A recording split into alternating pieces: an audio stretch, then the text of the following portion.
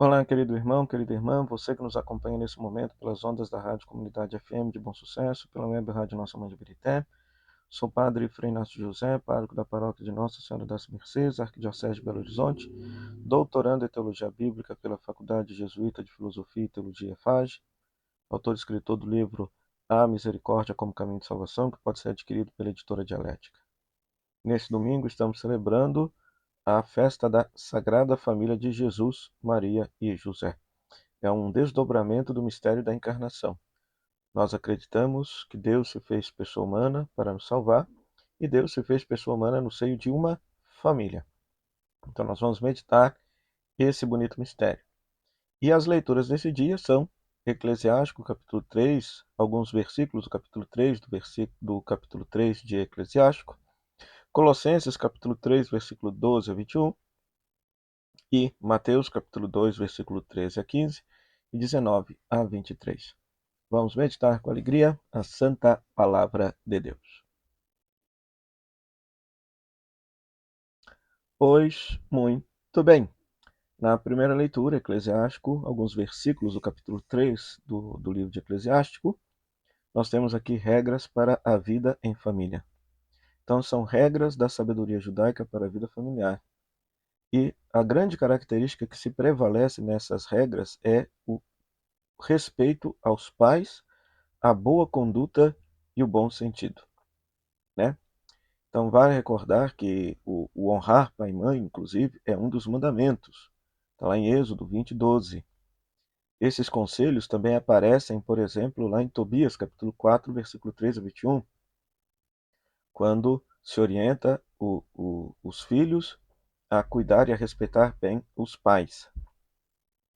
Essa, é, essa regra, essa conduta judaica de respeito com os pais, veja que coisa interessante, o próprio Cristo teve de aprender, né? Nós precisamos levar muito a sério o mistério da encarnação. Deus verdadeiramente em Cristo se fez pessoa humana e aprendeu a viver como gente, como ser humano. Então, essas regras de conduta, de respeito pelos mais velhos, de respeito pelos pais, de cuidado dos pais das velhice, né? Tudo isso Jesus Cristo teve de aprender e viveu dentro da sua casa, viveu dentro da sua família. E viveu dentro da sua família, né? Então é muito interessante isso.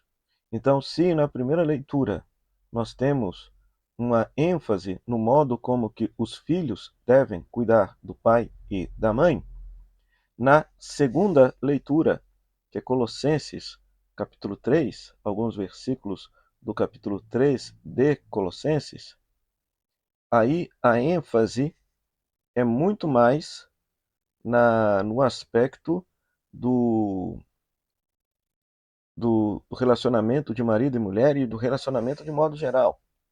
Paulo vai colocar o amor de Cristo como fundamento das normas da vida familiar. Então, do versículo 18 a 21, que até vale a pena a gente recapitular aqui, onde se diz, assim, né? Esposas, sede solícitos para com vossos maridos, como convém no Senhor. Marido, amai vossas esposas, e não sejais grosseiros com elas. Filhos, obedecei em tudo aos vossos pais. E pais, não intimideis os vossos filhos. Isso aqui já seria a norma de conduta do mundo helenista. Do mundo helenista, né? Contudo, Paulo coloca um outro fundamento sobre esse comportamento dentro de casa. Paulo coloca a norma para essas regras não é somente o bom comportamento, mas é Cristo mesmo. Ele quer que os seres humanos vivam juntos na paz e no amor. Isso vale para a família e vale para a comunidade. Você pode reparar que a primeira parte do texto, né, se fala da comunidade de modo geral, né, que dizendo, né, revesti-vos de sincera misericórdia, bondade, humildade, mansidão, paciência, suportai-vos uns aos outros, perdoai-vos mutuamente, como o Senhor vos perdoou, você também vos perdoai, né? Tudo isso vale para a comunidade de modo geral e depois se desce para a família.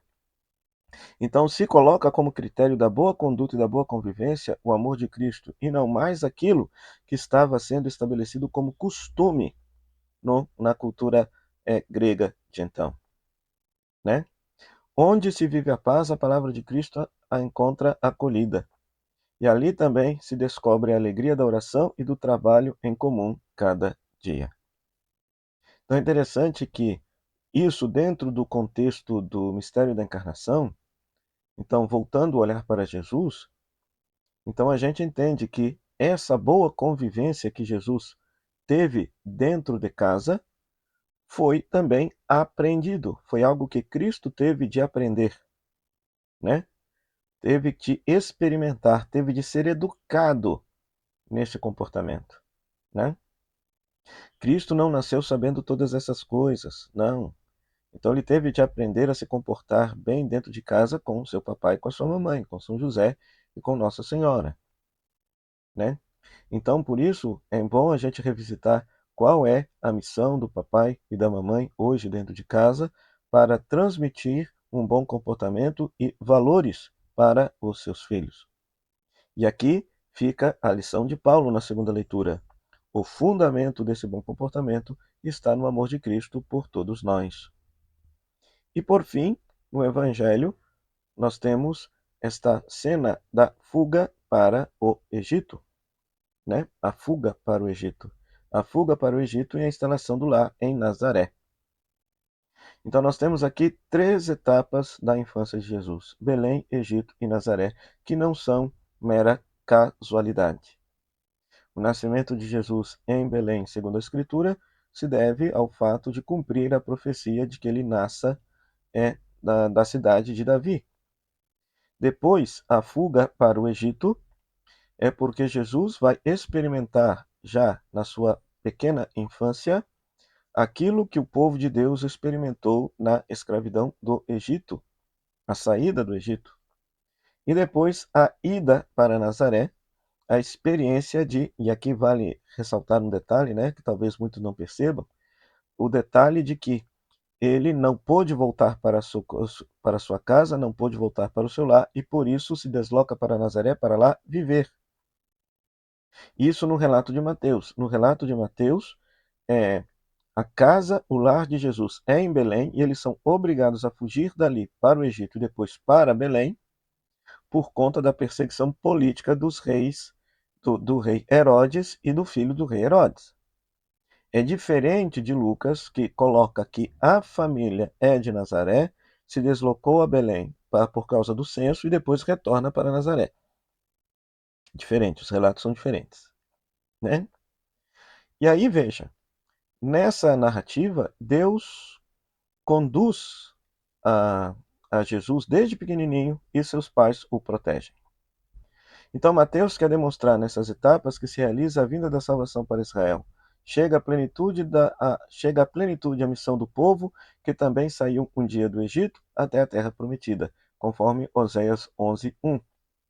Jesus é o novo Moisés, entendeu? Jesus é o novo Moisés e criará de judeus e pagãos um novo povo de Deus. Então, a fuga para o Egito e a saída do Egito retrata Jesus como se fosse um novo Moisés. Aliás, até mesmo a fuga para o Egito, porque da mesma forma como Moisés foi salvo pequenininho da morte, aqui também Jesus foi salvo pequenininho da morte ao fugir para o Egito. Então, a comunidade cristã oriunda do judaísmo aqui entenderia, compreenderia, faria logicamente o paralelo de Jesus como um novo Moisés, fazendo a experiência de Moisés já no início de sua vida. E aqui é muito interessante, porque quem conduz Jesus, quem salva Jesus, é a sua família. É a sua família. José é apresentado aqui como alguém que prontamente obedece à palavra de Deus que lhe vem por meio do sonho, e ele cumpre essa palavra sem pestanejar. Que bom seria se nas nossas famílias acolhêssemos a interpelação de Deus para nós e cumpríssemos essa palavra também sem pestanejar. Palavra de Deus que hoje nos pede carinho, acolhida e aconchego nos nossos lares, respeito e perdão nos nossos relacionamentos.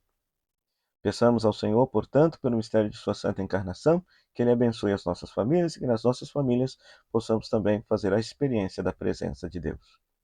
O Senhor esteja convosco, Ele está no meio de nós, que a bênção de Deus Todo-Poderoso, Pai, Filho e Espírito Santo, desça sobre você e sobre sua família e permaneça para sempre. Amém. Meu muito obrigado, Rádio Comunidade FM de Bom Sucesso, a Web Rádio Nossa Mãe de Birité, e a você, querido rádio ouvinte e internauta, pela sua audiência. Aproveito o ensejo para desejar a todos um feliz e santo Natal e um próspero 2026, cheio das bênçãos e da luz de Deus. Até o próximo o programa Pão da Palavra, se Deus quiser. Tchau, tchau.